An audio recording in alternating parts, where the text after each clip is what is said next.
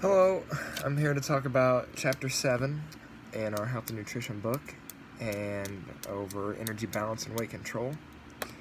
And I would say the first topic I'd like to talk about, it is the first one in the chapter as well, is having a good energy balance, positive and negative energy balance, and how that affects you. And the equation for energy balance would be energy input versus your energy output. And your energy input is gained from the calories you eat simply in the food, and your output is not only physical activity but other factors such as metabolism and absorption rates and how that all factors in together. And it's a simple equation of if you eat a lot and if you're inputting more energy than you're outputting, then you're going to gain weight. And as simple as it may seem, I think a lot of us don't understand, some don't understand that concept, and if some people are trying to lose weight and they don't increase their output or lower their intake, then nothing's going to change. Let's say next I'd like to talk about assessing, a healthy body weight, and we all see just in today's world that a lot of us don't have a healthy body weight, and that's not just to, a lot of people think of, seeing someone that has an unhealthy body weight as it is just strictly that they eat too much and they're lazy, and that's not the case at all. You see, athletes that are overweight and they probably work harder than anyone else, and it's not just food intake. It can be, patterns of fat distribution. Especially I know for my family, it's a lot of it's hereditary, and things get passed down, and a family history of heart disease and obesity, and that plays almost as huge a role as the food aspect of it. Maybe even more. And a way to determine that healthy body weight, though, is we look at the BMI, or body mass index. And I remember in grade school we always had to get our BMIs measured, and it's your body weight divided by your height squared. That would be the equation. But it's on a scale of 25. 25 is around would be the cutoff to an overweight. 18 to 25 is to be the normal weight. But it's just the way a lot of people don't know where they are on a scale of, some people wonder, am I at a healthy weight? Am I obese? And a lot of people use the body mass index to determine that and to get a feel for where they are and steps they can take to reduce that. And it's just really kind of body mass index. It kind of tells you excess fat that's not needed. And there's a lot of risk to it. Surgery, diabetes, pregnancy risk. If you're pregnant, just more difficult delivery would be one for women. Infections, and it can go on and on. But you have to use that information, and kind of gives you a plan to what you can do about it, and how to attack the situation. But yeah, treatment for overweight and obesity, though, that would be the next topic I'd like to talk about. And this losing body fat is a topic in our society that is always prevalent and always a high factor.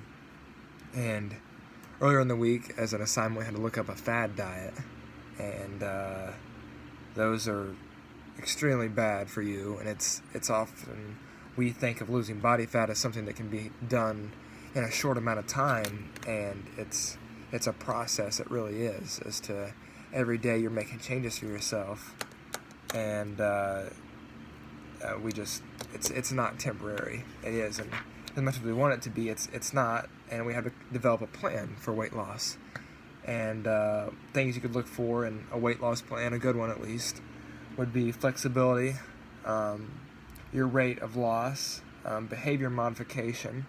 That would be a huge fixing your attitude and saying, you can do this, and your attitude and overall outlook is a huge part of it.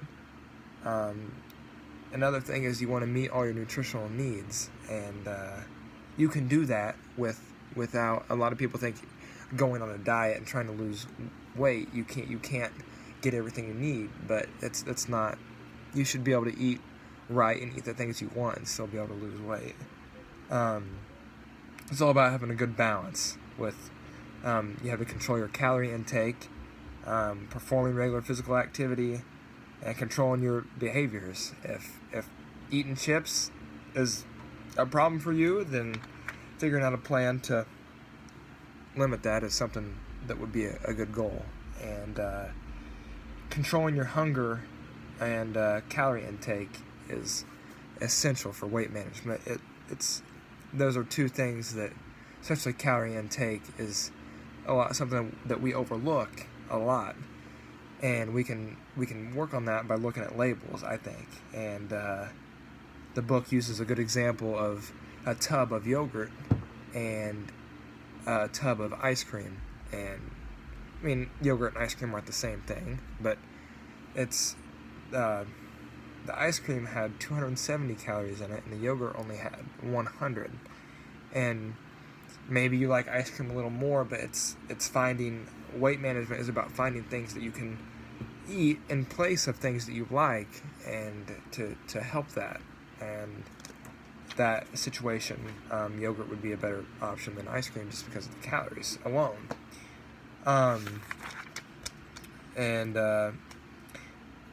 Conquering the weight loss plateau, that was a topic in the book that I really like to speak about. I like to view it as having a writer's block. It's, you're writing a good story and you get to a certain point where it's like you can't think of anything else to write, and you get to a stopping point. And weight loss is the same way. Maybe at the beginning it starts to go fast, you can really see a difference, but you're going to get to a point where it really starts to slow down for you. And but I mean, that's okay. There's things you can do to help that, like strength training, calorie burning cardio exercises, and kind of stimulating that metabolism. And because after a while that metabolism starts to slow down, and having a high metabolism would be a key to losing weight. Physical activities that promote weight loss. You can't stress enough how much physical activity is important. I mean, for me, I had such a high metabolism as a kid that I think I could not even have participated in sports and still wouldn't have gained weight. But that's always, my grandpa used to tell me that's going to shut off when you get older. So calorie burning exercises is really what will help you the most. And the book lists a chart of different exercises, and there's so many that you can do, but it would be, you have to compare and see what fits best your situation. And maybe, running or jogging, if you can't run at a start, then just walking. You can do anything, just anything that burns calories. You just have to find what's best for you. And I'd say I'd like to end with the last topic I hit on it earlier, of behavior modification. And I can't stress enough how your attitude and changing your habits and looking like a self-awareness kind of, and asking yourself questions saying, what do I eat? When do I eat when I want? Do I look at what foods I eat? And do I care? And if you're wanting to change your weight, if you're wanting to gain or lose, there's questions you have to ask yourself. Especially, I'd like to focus on just weight loss, but the book talks about chain breaking, and let's say you link things together. So let's say you eat chips and watch TV. Maybe it would be a good thing so every time you sit down to watch TV, you grab for the chips. Maybe it would help you a lot as to put the chips away, not close to the couch, so when you do sit down to watch TV, you aren't reaching for the chips and you can't eat them. And just breaking habits like that is something that really means a lot more than anything. And professional help, it always gets to a point where some people really, they get so overweight that, gastric bypass is always an option with, it's on TV with TV shows. They have it all the time of surgeries. And, yep, that's about it for Chapter 7. So, thanks.